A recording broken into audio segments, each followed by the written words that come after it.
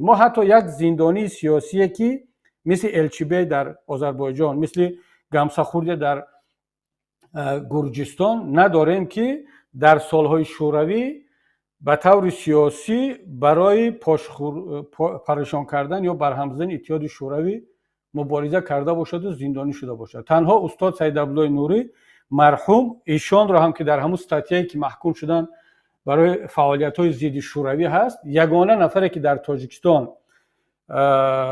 فعالیت، یعنی از روی ماده فعالیت ضد شوروی زندانی شده بود، استاد سید عبدالله نوری بود. اونم در صورتی که خود ایشان فعالیت فرهنگی استقلال خواهی میکردن و یگان برنامه سیاسی برای جدا کردن تاجیکستان از شوروی اون وقت نداشتن. اما حتی همون یک فعالیت اصلاحات طلبانه دینی را هم حکومت شوروی همچون یک سپاراتیسم یا استقلال خواهی معرفی